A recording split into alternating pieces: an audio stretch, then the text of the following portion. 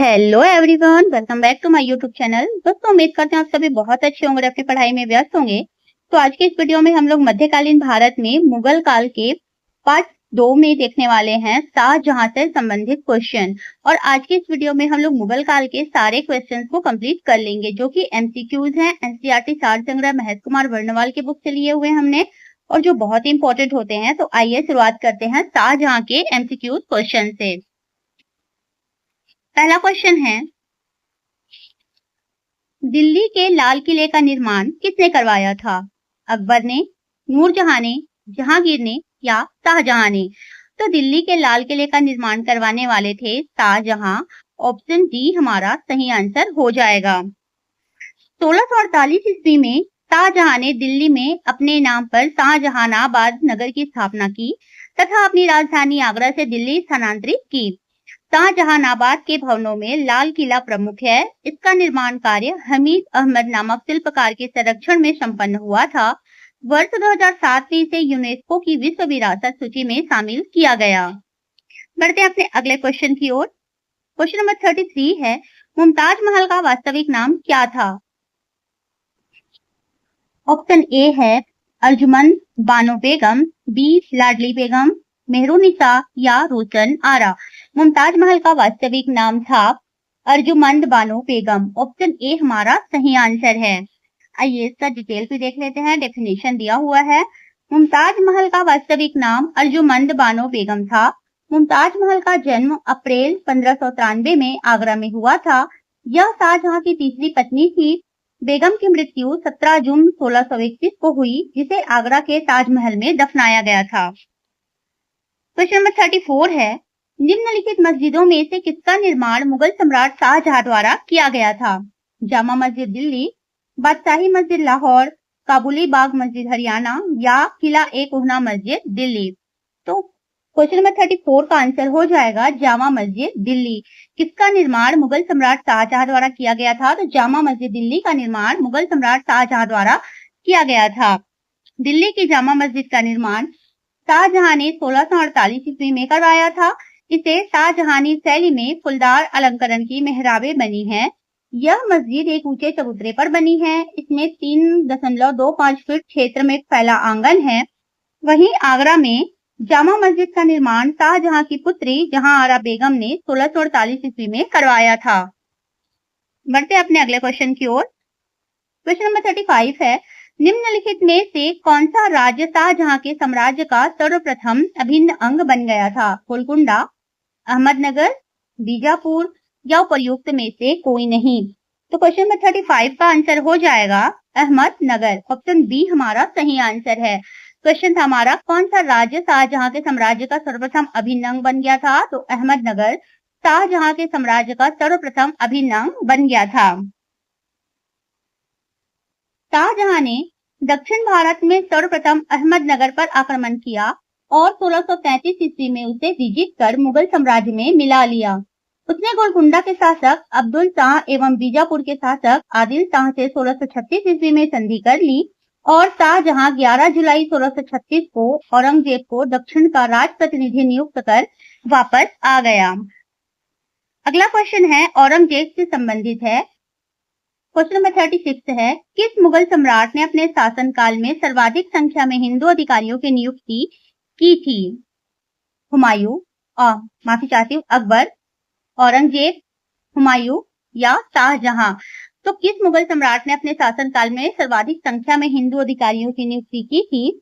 तो हमारा सही आंसर हो जाएगा औरंगजेब ने। आइए इसका डेफिनेशन देखते हैं। औरंगजेब के प्रशासन में सर्वाधिक हिंदू नियुक्त थे। इसके शासन में लगभग 33% हिंदू अधिकारी थे। इसकी सेना में वरिष्ठ पदों पर राजपूत नियुक्त थे। औरंगजेब मुगल वंश के अन्य शासकों की तरह राजपूतों के प्रति मैत्री भाव रखता था।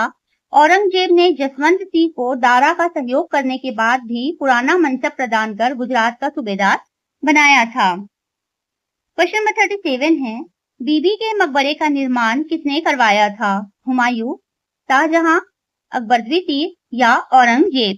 तो बीबी के मकबरे का निर्माण करवाने वाला था औरंगजेब। ऑप्शन डी हमारा सही आंसर है। बीबी का मकबरा महाराष्ट्र राज्य के औरंगाबाद जिले में स्थित है। इस मकबरे का निर्माण मुगल बादशाह औरंगजेब द्वारा अपनी पत्नी दिलराज बानो बेगम, जिसका नाम था रबिया उद दौरानी, की याद में 1678 ईस्वी में करवाया गया था। इसे दक्षिण का ताजमहल भी कहते हैं, जो कि ताजमहल की फुहर नकल है। क्वेश्चन नंबर 38 है, दिल्ली के लाल किले में मोती मस्जिद का निर्माण किसने करवाया था? अकबर ने, जहांगीर ने, शाहजहां ने, औरंगजेब ने। तो दिल्ली के लाल किले में मोती मस्जिद का निर्माण कराने वाला था औरंगजेब। क्वेश्चन नंबर 38 का आंसर हो जाएगा ऑप्शन नंबर डी, औरंगजेब ने करवाया था मोती मस्जिद का निर्माण। औरंगजेब के शासनकाल में निर्मित दो मस्जिदें दिल्ली के लाल किले में मोती मस्जिद और लाहौर में जामी या बादशाही मस्जिद विशेष रूप से उल्लेखनीय है। शाहजहां की योजना अनुसार लाल किले के बाहर जामा मस्जिद का निर्माण करवाया गया था। क्वेश्चन नंबर 39 है, निम्नलिखित में से किस मुगल बादशाह का 2 बार राज्याभिषेक हुआ था? किस मुगल बादशाह का 2 बार राज्याभिषेक हुआ था? अकबर, जहांगीर, शाहजहां या औरंगजेब। तो किस मुगल बादशाह का 2 बार राज्याभिषेक हुआ था? तो ऑप्शन डी हमारा सही आंसर है, औरंगजेब का। मुगल बादशाह औरंगजेब का 2 बार राज्याभिषेक हुआ था। आगरा पर आधिपत्य कर शीघ्र ही औरंगजेब ने अपना राज्याभिषेक अबुल मुजफ्फर मुहिउद्दीन मुजफ्फर औरंगजेब बहादुर आलमगीर की उपाधि से 31 जुलाई 1658 को दिल्ली में करवाया। खजुआ एवं देवराई के युद्ध में सफल होने के पश्चात 15 मई 1659 को औरंगजेब का दूसरी बार राज्याभिषेक हुआ। क्वेश्चन नंबर 40 है, राजस्थान और पंजाबी पहाड़ी शैली का विकास किस मुगल शासक के शासनकाल में हुआ था? अकबर, जहांगीर, शाहजहां, औरंगजेब। हमारा सही आंसर हो जाएगा Aurangzeb. Option D is the correct answer. Mughal बादशाह औरंगजेब को चित्रकला में रुचि नहीं थी, अतः उसने अपने दरबार में चित्रकारों को बेदखल कर दिया था, जिसके परिणाम स्वरूप मुगल चित्रकारों ने अपने अपने क्षेत्रों में चित्रकला का विकास किया। उसी संदर्भ में राजस्थानी और पंजाबी पहाड़ी शैली का विकास हुआ था। अगला क्वेश्चन है, क्वेश्चन नंबर 41 है, अफगानिस्तान पर आधिपत्य के समय बाबर को किसने भारत पर आक्रमण करने के लिए निमंत्रण दिया था? उस्ताद अली, मुस्तफा, दौलत खां या हसन खान। तो अफगानिस्तान पर आधिपत्य के समय बाबर को दौलत खान ने भारत पर आक्रमण करने का निमंत्रण दिया था। Option C is the correct answer. Ibrahim Lodi के शासनकाल से नाराज होकर दौलत खान ने बाबर को भारत पर आक्रमण करने के लिए आमंत्रित किया था। इब्राहिम लोदी के शासनकाल में दौलत खान पंजाब का राज्यपाल था। क्वेश्चन नंबर 42 है, बाबर के सर्वप्रथम बादशाह की पदवी धारण की थी। बाबर के सर्वप्रथम बादशाह की पदवी धारण की थी फरगना, काबुल, दिल्ली या समरकंद। तो हमारा सही आंसर हो जाएगा काबुल। बाबर ने सबसे पहले बादशाह की पदवी धारण की थी काबुल की। ऑप्शन बी हमारा सही आंसर है। बाबर ने वर्ष 1504 में हिंदू कूच से आगे पहुंच गया और जब काबुल के राजा आर्धन वंश के मुकीम और अभिजातों या सेनापतियों के बीच उत्तराधिकार का युद्ध चल रहा था, तब बाबर ने स्थिति का फायदा उठाया और अभिजातों को अपनी ओर शामिल कर लिया तथा मुकीम को परास्त कर दिया। उसने काबुल पर अधिकार कर लिया और यहीं पर उन्होंने बादशाह या सम्राट की उपाधि धारण की थी। बढ़ते हैं अगले क्वेश्चन की ओर। क्वेश्चन नंबर 43 है, अयोध्या स्थित बाबरी मस्जिद का निर्माण किसने करवाया था? अयोध्या स्थित बाबरी मस्जिद का निर्माण किसने करवाया था? बाबर, हुमायूं, निजामुल मुल्क या मीर बाकी। तो हमारा सही आंसर हो जाएगा अयोध्या स्थित बाबरी मस्जिद का निर्माण कराने वाले थे मीर बाकी। ऑप्शन डी हमारा सही आंसर है। बाबरी मस्जिद को प्रथम मुगल सम्राट बाबर के आदेश पर बाबर के सेनापति मीर बाकी ने 1527 में निर्माण कराया था। मीर बाकी ने इसका नाम बाबरी मस्जिद रखा। वर्ष 1940 के दशक से पहले मस्जिद को मस्जिद एक जन्म स्थान कहा जाता था।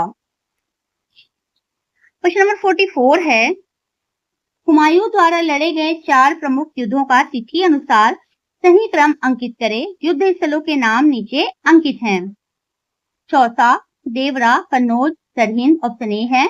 ऑप्शन बी है देवरा, कन्नौज, चौसा, सरहिंद। ऑप्शन सी है सरहिंद, देवरा, चौसा, कन्नौज। और ऑप्शन डी है देवरा, चौसा, कन्नौज या सरहिंद। तो हुमायूं द्वारा लड़े गए 4 प्रमुख युद्धों का तिथि अनुसार सही क्रम है ऑप्शन डी, देवरा, चौसा, कन्नौज और सरहिंद। देवरा का युद्ध हुआ था 1532 में, चौसा का युद्ध हुआ था 1539 में, कन्नौज का युद्ध 1540 में हुआ था और सरहिंद का युद्ध 1555 में हुआ था। तो हमारा सही आंसर ऑप्शन डी हो जाएगा। देवरा का युद्ध 1532 ईस्वी, चौसा का युद्ध 1539 ईस्वी में, कन्नौज का युद्ध 1540 ईस्वी और सरहिंद का युद्ध हुआ था 1555 ईस्वी में। चलिए बढ़ते हैं अपने अगले क्वेश्चन की ओर। क्वेश्चन नंबर 45 में आते हैं। निम्नलिखित में से किस सुल्तान ने पहले हजरते आला और बाद में सुल्तान की उपाधि धारण की थी?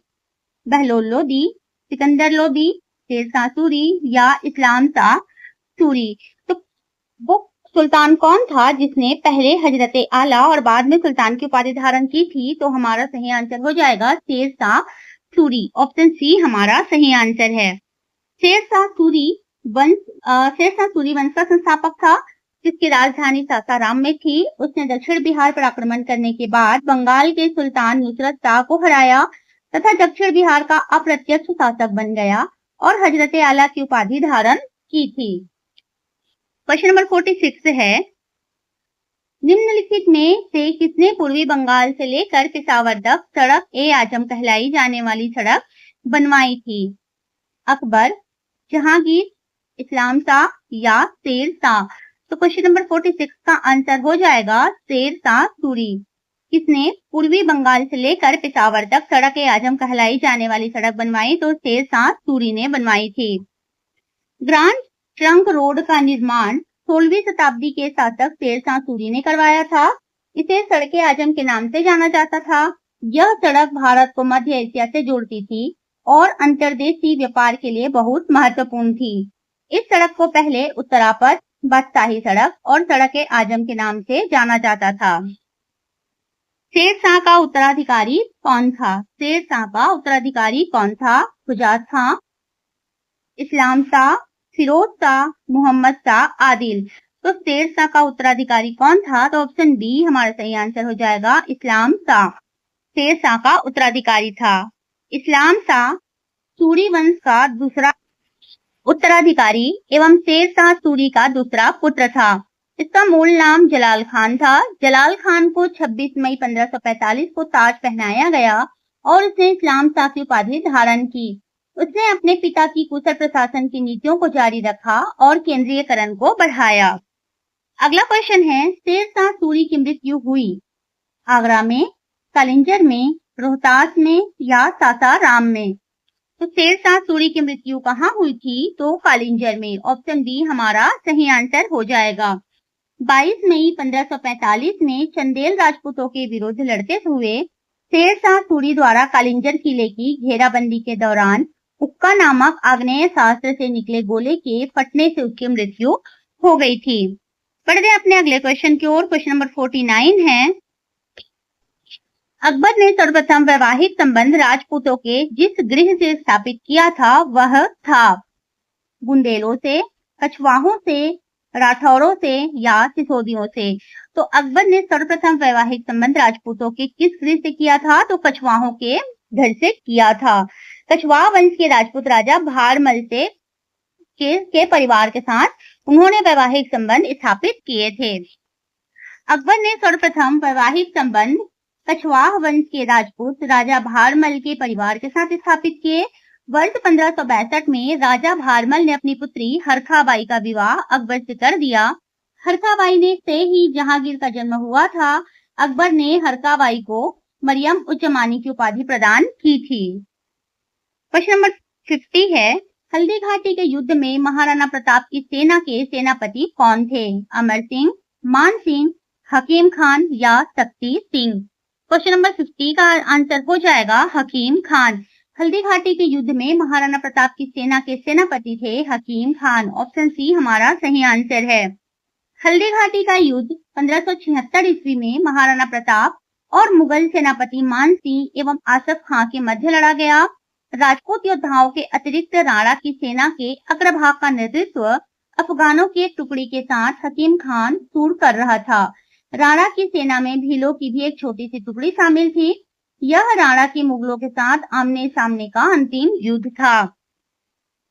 51 नंबर का क्वेश्चन देखते हैं। निम्नलिखित घटनाओं पर विचार कीजिए तथा उनको कालक्रमानुसार व्यवस्थित कीजिए। अम्बेर की राजकुमारी से अकबर का विवाह हुआ, तुकारोई का युद्ध, तीसरा है मालवा पर मुगल आक्रमण और चौथा है उड़ीसा पर करनानी की विजय। कूट देख लेते हैं। नीचे दिए गए कूट से सही उत्तर का चयन कीजिए। तो सबसे पहले हुआ था मालवा पर मुगल आक्रमण। उसके बाद अम्बेर की राजकुमारी से अकबर का विवाह हुआ था, फिर उड़ीसा पर करनानी की विजय और लास्ट में तुकारोई का युद्ध हुआ था। तो इसके अकॉर्डिंग हमारा ऑप्शन डी सही आंसर हो जाएगा। तुकोरोई युद्ध में 1575 ईस्वी में अकबर ने बंगाल के अफगान शासक दाऊद को परास्त किया था। इसमें अकबर की सेना का नेतृत्व मुनीम खान ने किया था। 1561 ईस्वी में अकबर की सेना ने अधम खान के नेतृत्व में मालवा पर आक्रमण किया, जिसमें बाज बहादुर की पराजय हुई थी। 1562 ईस्वी में अकबर ने आमेर के शासक राजा भारमल की पुत्री हरकाबाई से विवाह कर राजनीतिक संबंध भी सुदृढ़ किए थे। चलिए बढ़ते हैं अपने अगले क्वेश्चन की ओर। क्वेश्चन नंबर 52 है, मध्यकालीन भारत में मनसबदारी व्यवस्था क्यों लागू की गई थी? राजस्व एकत्रित करने हेतु, सैनिकों की सुगमता से भर्ती हेतु, धार्मिक सद्भाव की स्थापना हेतु या स्वच्छ प्रशासन सुनिश्चित करने के लिए। तो मध्यकालीन भारत में मनसबदारी व्यवस्था क्यों लागू की गई थी? तो स्वच्छ प्रशासन सुनिश्चित करने के लिए। ऑप्शन डी हमारा सही आंसर है। मनसबदारी प्रथा अकबर द्वारा स्वच्छ प्रशासन सुनिश्चित करने के लिए प्रारंभ की गई थी। यह एक कुलीन की नागरिक और सैन्य क्षमता को दर्शाने वाली एक संयुक्त स्थिति थी। मनसबदारी प्रणाली को मुगल बादशाह अकबर ने नई प्रशासनिक मशीनरी और राजस्व प्रणाली के रूप में पेश किया था। इसके अंतर्गत मुगल अधिकारियों, हिंदुओं एवं मुस्लिम सैन्य सेवा के बदले में क्षेत्रीय कमान प्रदान किए गए थे तथा हथियारों, घोड़ों एवं हाथियों को उनकी संख्या के अनुसार मूल्यांकित किया गया था। क्वेश्चन नंबर 53 है, निम्नलिखित में से किस मुगल सम्राट ने शिक्षा संबंधी सुधार किए थे? जहांगीर, शाहजहां, हुमायूं या अकबर? हमारा सही आंसर हो जाएगा, शिक्षा संबंधी सुधार करने वाला मुगल सम्राट था अकबर। ऑप्शन डी हमारा सही आंसर है। शिक्षा के क्षेत्र में अकबर द्वारा किया गया प्रयास निसंदेह स्मरणीय है। बदायूनी के अनुसार अकबर ने गुजरात को जीतने के बाद अपने पुस्तकालय को अनेक दुर्लभ पुस्तकों से भर दिया। उसने एक अनुवाद विभाग की स्थापना की।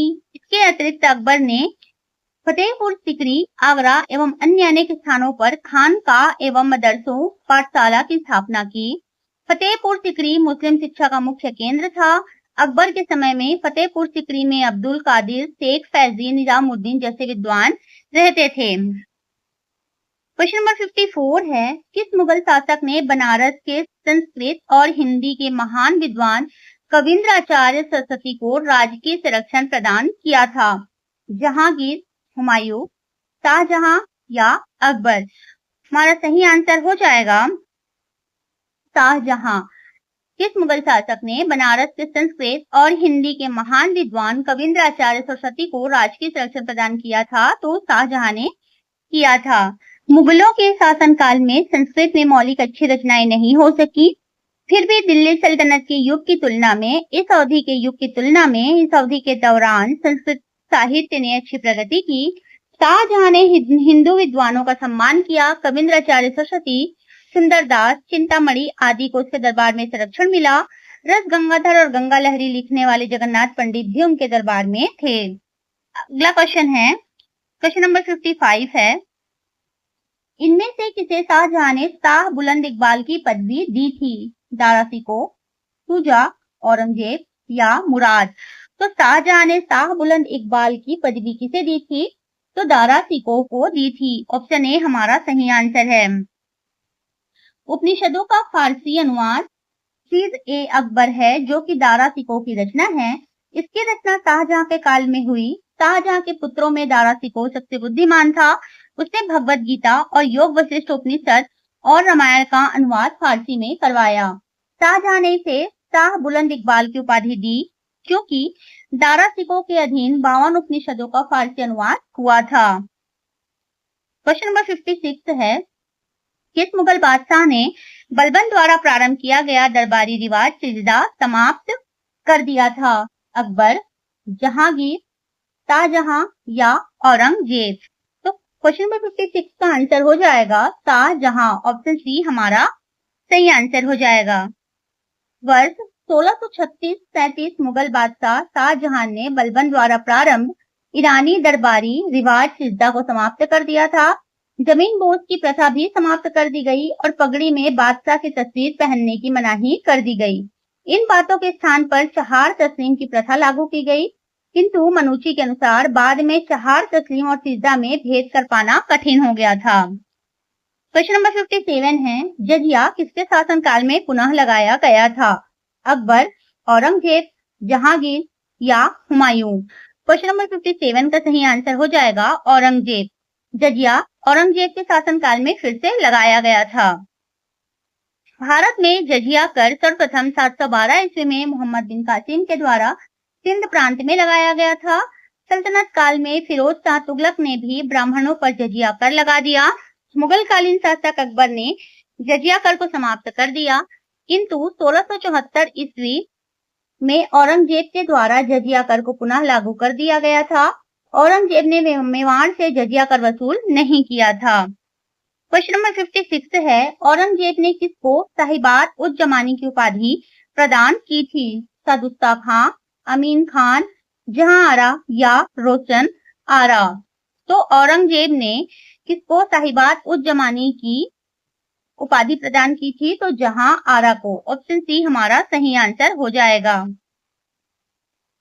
औरंगजेब ने अपनी बहन जहान आरा को साहिबात उज जमानी की उपाधि प्रदान की थी। जहान आरा बादशाह शाहजहां और मुमताज महल की सबसे बड़ी पुत्री थी। उन्हें यह उपाधि अपने पिता के मरणोपरांत और औरंगजेब द्वारा अपने पिता की ओर से प्राप्त हुई थी। क्वेश्चन नंबर 59 है, मनसबदारी व्यवस्था के संदर्भ में कौन सा कथन सही है? मनसबदारी व्यवस्था राज्य के कुलीन वर्ग से संबंधित थी, जिसे अकबर ने प्रारंभ किया। और दूसरा है मनसबदारी का पद पैतृक था। नीचे दिए गए फुटों में से सही उत्तर चुनिए।